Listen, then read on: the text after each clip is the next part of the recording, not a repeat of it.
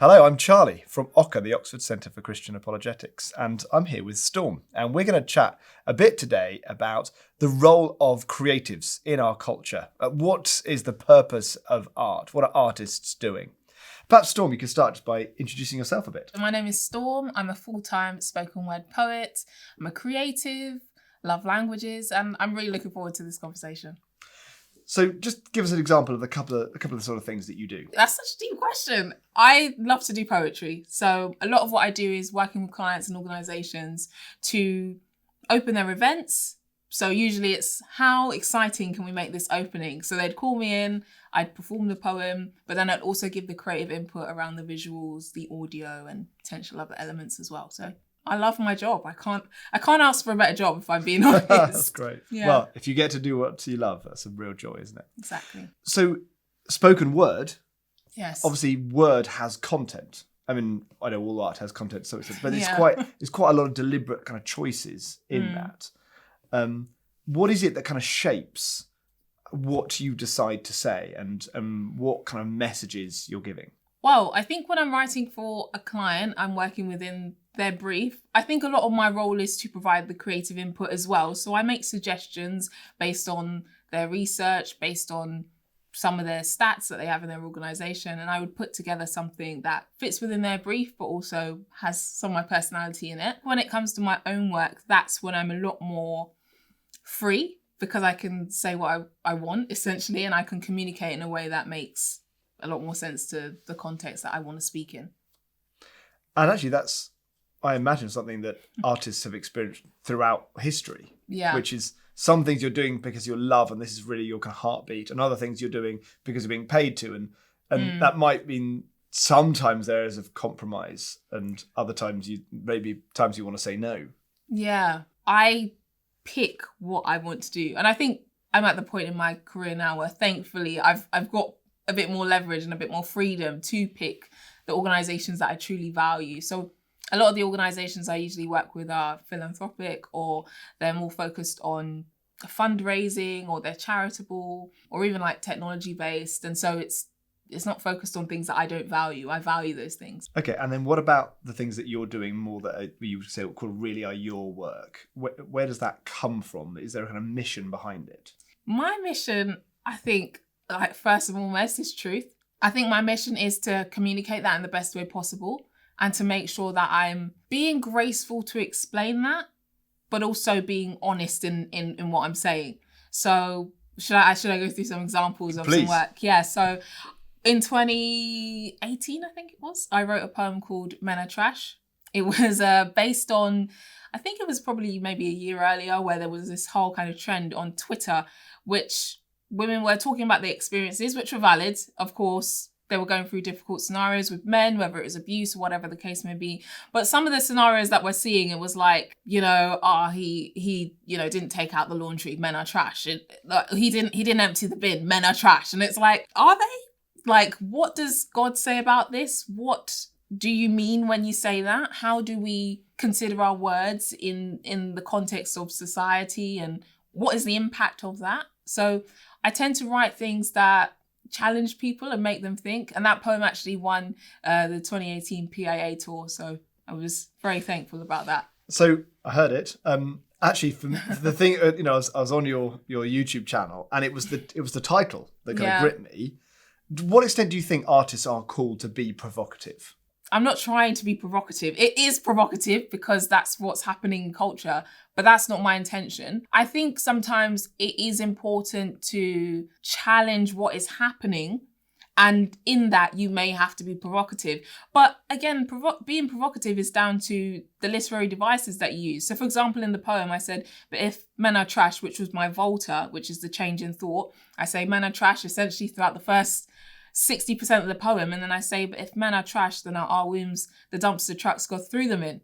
And I've performed that poem so many times, and everyone's like, "Whoa!" at that line, because it's violent. I'm not gonna lie, it is a violent line, but it forces you to think. The Volta's there to make you think. I'm asking you a question. If the question's provocative, it's provocative, but I think that's not my intention.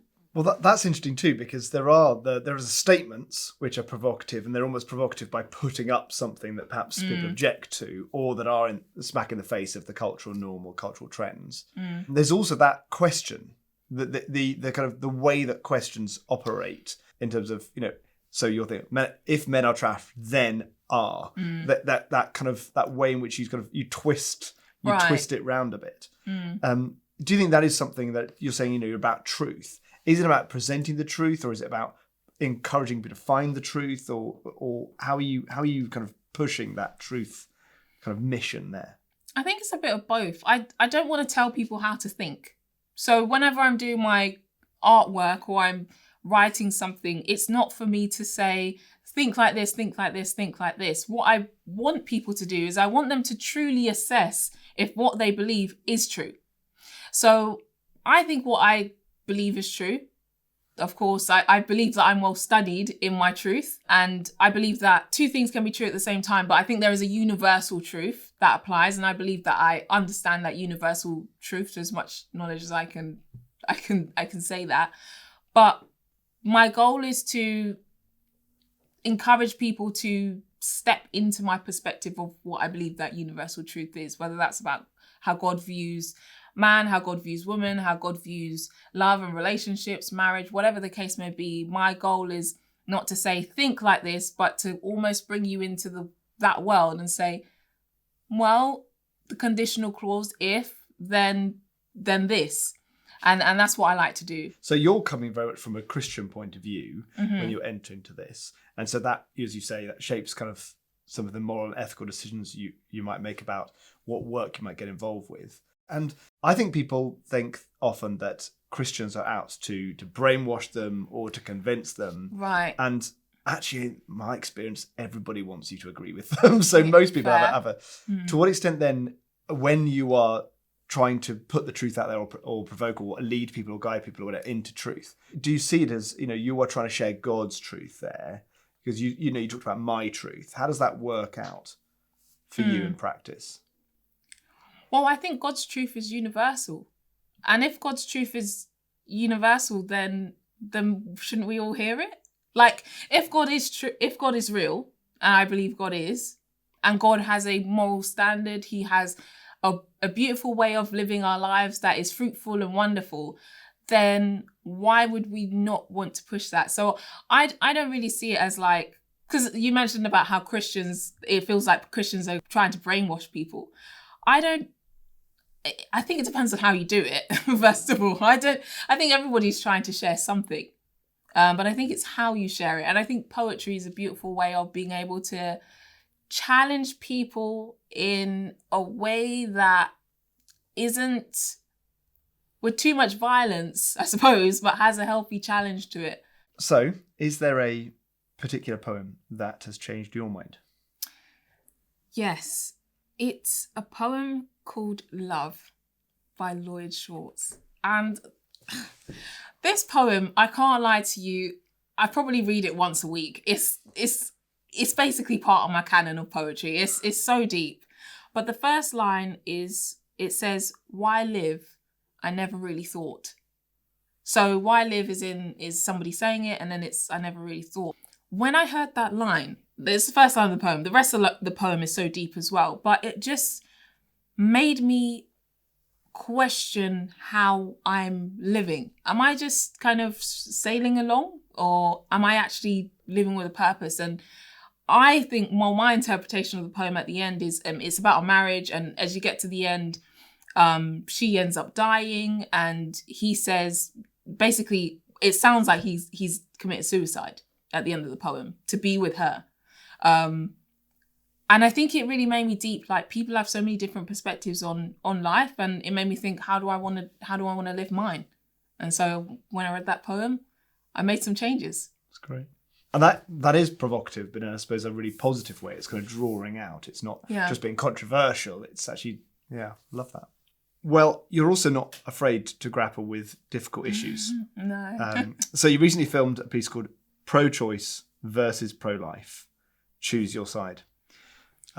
Yeah. I think we know what that's about. Yeah. Can you explain a bit about your vision for the piece? Like, why did you do it? What were you trying to kind of achieve through it? Well, from a personal perspective, the first thing I wanted to do was I wanted to challenge myself to think about things from a different perspective. So even though I am pro-life, I wanted to look at the pro-choice perspective and try and understand what is their understanding of life, why do they believe what they believe, and I wanted to put that in a piece where the two sides can come together. It also seems like, especially in the conversation of pro-choice and pro-life, that there's a lot of tension. Each side is not really listening to the other, and I wanted to almost have it be some sort of sit down where the two sides come together and they listen to each other. So in the poem, there's no interruption. You hear the full perspective of the pro-choice side first, and then you hear the full perspective of the pro-life side second. And that's what I really wanted to do, bring the two sides together and really encourage people to challenge why they believe they're pro-choice or pro-life. Have you really assessed all the answers on either side? And so I just presented both the arguments and let people choose their side. So that poem lays out sort of arguments and faces the listener with a choice. Yeah. Is that something you think is one of the roles of art, actually to push people to points of decision? Yeah, I do think the role of art is, well, I think that's part of the role of art, is to challenge people to think from a new perspective and to also relay what's currently happening within the times. So, for example, if you look at 1604, King James I is applauding William Shakespeare for his play A Midsummer Night's Dream. It's a play that is contextual to the times and makes sense, and the people understand it. There's something powerful about using art to display where we are, but I also think the function of art is to challenge, progress, and change culture. So for a time I did live in China, and one of the words that I really loved, because I absolutely love languages, is the word wenhua. Wenhua actually means culture, but if you break that word down to its kind of two separate words, wen means art and hua means change. And I just think that is so powerful, that the function of art is to change culture, like it's within the word. And so I think if we're going to, and this is why I have a problem with, paying artists pennies, but that's a whole nother conversation, because it's so transformational. If we look at the churches and the stained glass windows, and we look at the statues and all these kind of things, they challenge people. They bring people to a time in the past, or they help them to think about the present, or to move forward and look towards the future. So hopefully that makes sense. No, that's really helpful. When you do tackle more controversial topics, particularly if you are either letting a controversial opinion come forward, even if it's not your own, or if you are of a minority opinion that is going against the flow of society, to what extent are you concerned about what the reception of that is going to be and what impact it might have on other parts of your career or your reputation? I mean, I wouldn't say I'm that concerned. I'm not that concerned. I think the reason is because I know the intention behind what I'm doing. I think if I was just like, I'm just going to provoke just for the sake of provoking, or I'm just going to say things that are provocative without truly believing in them myself, then maybe I'd have a bit more concern. But I genuinely believe in what I'm saying. I genuinely believe in the importance of art and showcasing truth. As I mentioned, I'm really a big advocate for truth and highlighting and presenting the truth. So if that means getting cancelled, I mean, can anybody really cancel you? I mean, that's another conversation. But cancelling is really just people saying, I don't really like what you're doing and I'm going to unsubscribe. And if you want to unsubscribe or not follow what I'm saying or follow that conversation, that's completely up to you. If you don't want to follow or you want to cancel your subscription or your following to my social media, I'm not really bothered by that. I do think, though, that some opinions they're less honoured than others. So, for example, if you're pro-life, that seems to be like a huge problem. It's like, how can you be pro-life? Women's bodies, women's choices, and things like that, reproductive freedom. But for me, that's why I present poems in a way that encourage people to think, because I'm not really trying to make you think. To be honest, I think if somebody tried to cancel me, it would be because they didn't like one side of the poem that I've said, even though I've stated both sides. I wouldn't understand why somebody would try to cancel me, but I'm equally not bothered by it if they did. I'm not big enough to be cancelled anyway. But I think that point about what would it really mean to cancel somebody. But do you not think also that particularly in the world of social media where anybody can say anything, and actually even quite, famous, well-known people can actually be brought low, which frankly for me feels like a helpful overcorrection. But we are now in an atmosphere where many people are a lot more fearful. And so some people seem to love courting controversy and just go all out there. But I think there are a lot of people who are saying, I'm just going to keep my head down. I'm just going to be more careful. And do you think that's affecting the world of art? I think it is. And I think part of that is because we've lost what art actually does for society. Art is, especially in the public sphere, art can change people's opinions, it can change their perspectives, it can change their understanding. I mean, even the poem I read, Lloyd Schwartz in the 1980s about love, it changed my perspective and made me want to move forward and, actually be a bit more productive in the way that I think and in my understanding. I've had people that have come to me, literally, this was a couple of years ago. I did the poem Men Are Trash at an event. Basically, half the women walked out. The men were clapping. The men loved it. I mean, I didn't really care because at the end of the day, whatever you think about it is whatever you think about it. It's award winning, so I'm not even I'm not fussed. But half the women walked out. The men loved it. This girl came up to me, said, how can you say this about men? What does God think about men? And so it opened up a conversation. And I think it was a year and a half ago, she came to one of the events that I did and she said that she's a Christian now. So, I think we have underestimated the value of what art does. It's for entertainment, of course, but it's also to challenge culture and it can change people's viewpoints. And that's also a good thing too. So I'm particularly interested in this idea that that you're saying that culture and art reflects something of what's going on there. But also the artists themselves just bring their own thing. It's not like they're a neutral mirror saying this is what the world is like. They're also bring something shaping it. It's a tinted mirror or it's convex or it's more like, it's House of Mirrors where all the mirrors are slightly different, but you still kind of learn something. I suppose my question is, in that, the role of the artist isn't neutral. It might be holding a mirror, but it's also trying to push something or achieve something. And I suppose my question for you, when you write something, make something, put on something, to what extent are you trying to kind of push people or make people think in a particular way? And what extent are you trying to just show people stuff? Well, I don't feel like I'm trying to push people to think in a particular way, which is why I love the idea of a Volta, which is always the change in thought. Volta in the literary world is change in thought. Shakespeare used it quite a lot in his sonnets. I think for me, I'm not trying to change people's thoughts as much as I'm trying to encourage them to challenge their own and to think for themselves. So I don't think my job is to force anybody to change their mind. I don't think I can do that anyway. I think the only person that can really do that is the Holy Spirit, God living inside of us. But my responsibility as an artist is to present the picture. When we look at paintings or you go to a gallery, I love going to galleries because everybody's got their own different viewpoint on what the picture looks like. But you can read what the artist intended for it.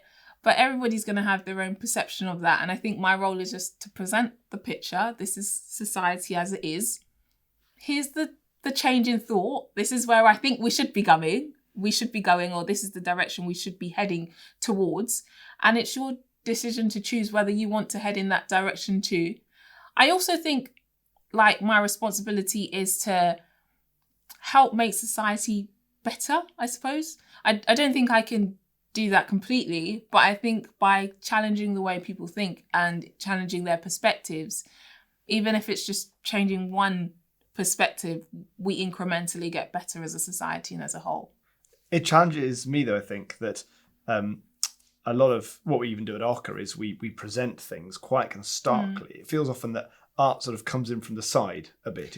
I don't mean in a bad way, in a way that actually it kind of there's a story that we inhabit, or there's song that we love, and then with the lyrics start, or something that it captures our emotions and our other senses. And so it can kind of get behind the guard that we put up to protect ourselves from other opinions. Are there ways that you've seen, or even deliberately tried to, to use your craft to kind of come at things sideways, or just try to shake things up a bit, get people thinking in a different way? Yeah, definitely. So I did a poem at Ronnie Scott's called End of You. And Ronnie Scott's is a renowned jazz bar. Very honoured to do a poem there. I was doing it as a feature with Joshua Domfe, who it was his headline show. And I did this poem called End of You. It was about my experience with suicide. I didn't mention God at all until the last 5 lines. And the whole room was sobbing. It was a powerful experience, and it was actually difficult to leave because I had so many people come up to me sharing their experiences and things like that. So I'm not sure if I'd say that's coming at it sideways, but I'm putting the experience first and drawing people into the experience and then sharing with them how that experience, or how I've been impacted in that and who has impacted me, which is God.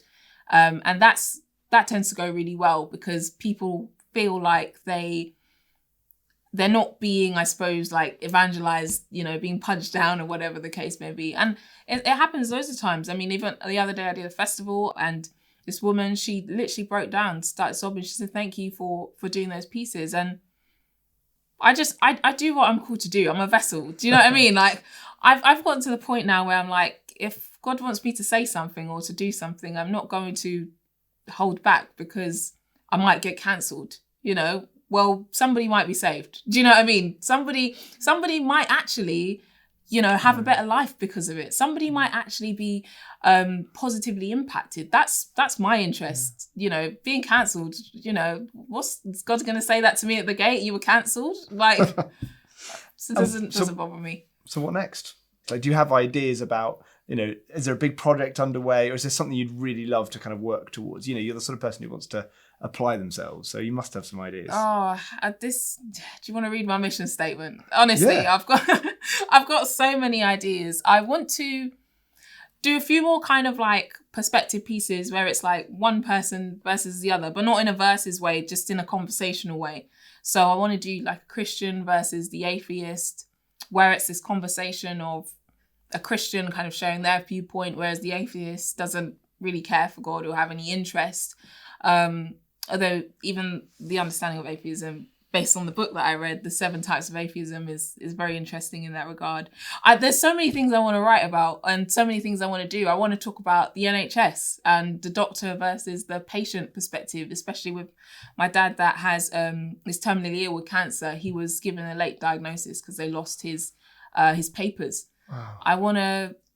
I love projection mapping. I love technology. I want to projection map central London, and I don't know how that's going to happen, but I'd love to. So I've got loads of ideas. I'm going to go on tour with Cap in a couple of weeks, and then I'm off to the US. So there's a few cool things happening. But in terms of personal projects, I'd love to kind of work more with technology and challenging different viewpoints. Wonderful. Thanks so much. Thank you. It's been really good. Great to talk, actually, and to hear it from your perspective. Oh, thank you so much. Thanks for joining us. I hope you found this encouraging, challenging, and maybe it's even inspired you to make something yourself. Hey, what's going on, everyone? Alonzo here from the ACA, the Oxford Center for Christian Apologetics. Behind me, I have a bunch of our team. We are making some content right now. Hey, we can only do this sort of work because of generous people like yourselves. You like things, you subscribe, you share, you follow, and you prayerfully and financially support us. We literally could not do this without you. So we just all wanted to say thank you. Thank you for making this all possible to reach people with the good news of Jesus. Now, if you want to see more of this, you can check out our website, theoka.org. We are putting new content up there all the time. We try to mix it up and do really cool things, but we just wanted to say thank you so much. Go to the website for more fresh, new content, and we'll see you next time. Thank you again. Peace.